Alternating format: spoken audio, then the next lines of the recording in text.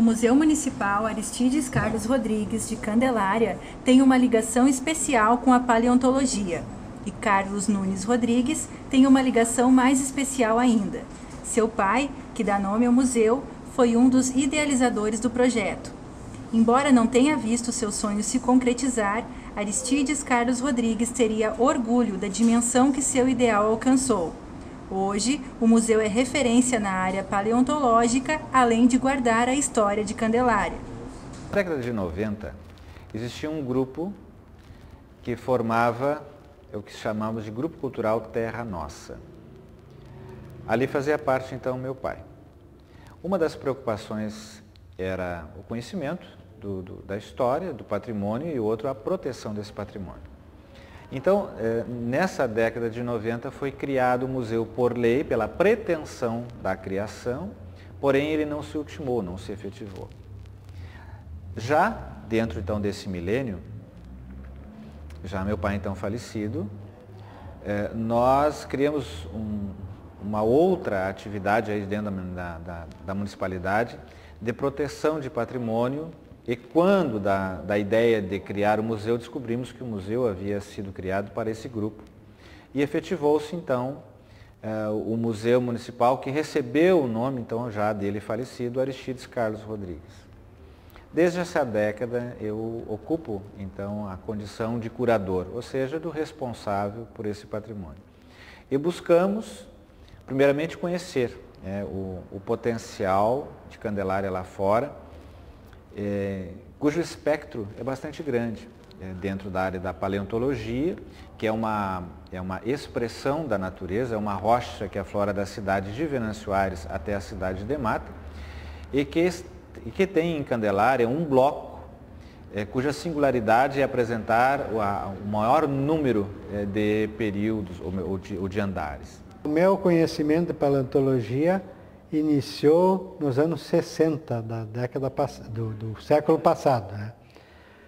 Em Santa Maria, eu estudava em Santa Maria, aí comecei a conhecer paleontologia com o padre Daniel Carnim. Ele não era padre ainda e trabalhava com coleta de fósseis em Santa Maria no Museu do Patronato Agrícola. E a gente se encontrou várias vezes lá, ele coletando fósseis, explicando o que era. E depois de algum tempo, nós estudamos juntos no mesmo colégio daí. Estudei com ele. Aí nós passamos a trabalhar, a coletar fósseis juntos. Aí que eu aprendi a coletar fósseis, em 67, 68. E a partir daí, o Daniel Carnim foi estudar em Viamão, Porto Alegre, e eu fiquei em Santa Maria. E a Universidade Federal de Santa Maria iniciou naquela época um museu na universidade. E através do Daniel Carnim, que naquele tempo não era padre ainda, né, e um professor da Universidade Federal, eu consegui a ir trabalhar nesse museu, iniciar a coleta de fósseis para o museu. E lá eu trabalhei assim, trabalhava um turno, outro turno eu estava no exército, né? Então num turno eu trabalhava para o museu, coletando fósseis, limpando os fósseis, preparando e deixando no museu. Por um certo tempo, 1 ano e meio, quase 2 anos eu trabalhei lá. Depois eu saí e eu arrumei outro emprego. Fui bancário, né, há 21 anos. Aí depois disso, eu havia morado aqui em Candelária, trabalhado aqui em Candelária. Estava em outra cidade, voltei para Candelária. E aí quando eu voltei para Candelária, havia na região um movimento para a criação de museus de paleontologia. São Pedro do Sul foi uma cidade que, naquela época, 95, criou um museu de paleontologia. E eu chegando aqui, mas Candelária, que é a terra dos fósseis, eu vou dar um jeito de que alguém se interesse pelo assunto e a gente cria um museu. Não encontrei respaldo com ninguém.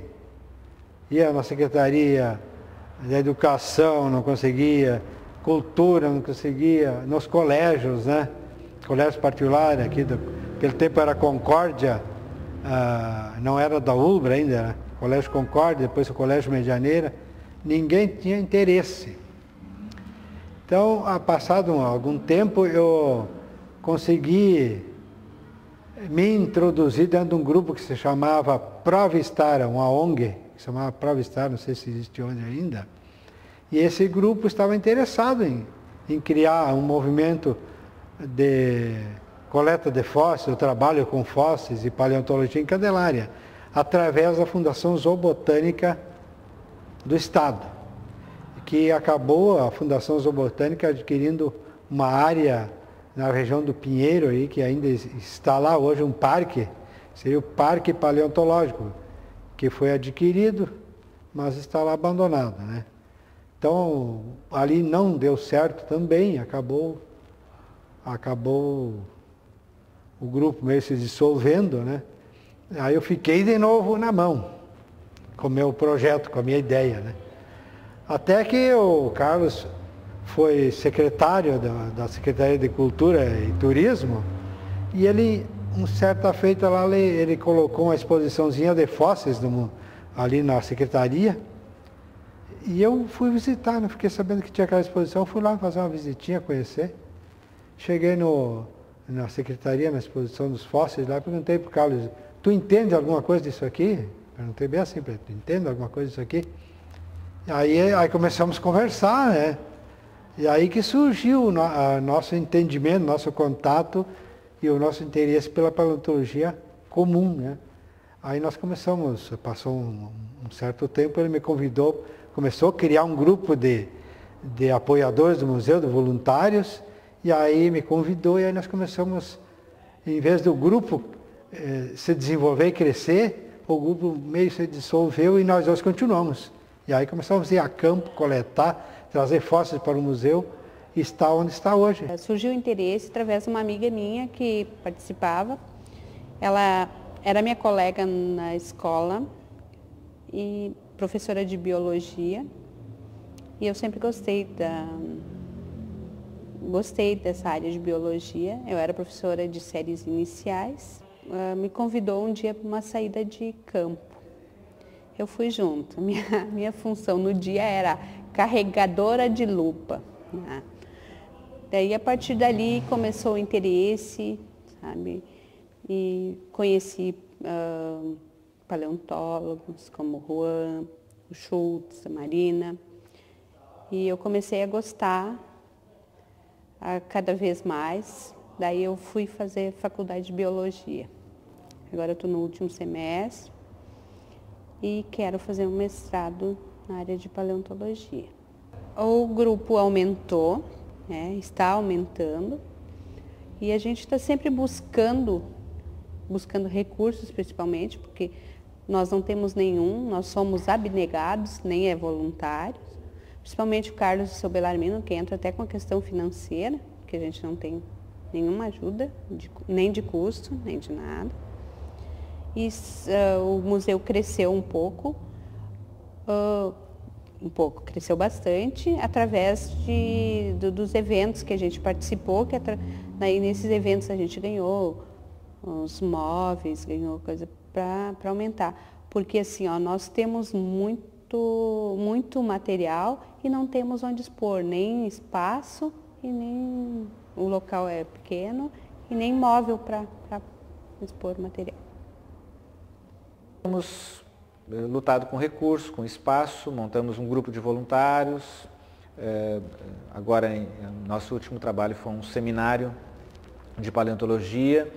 E temos encontrado sempre nas pessoas a surpresa quando enxergam essa riqueza até então desconhecida, mas encontramos espaço sempre para crescer.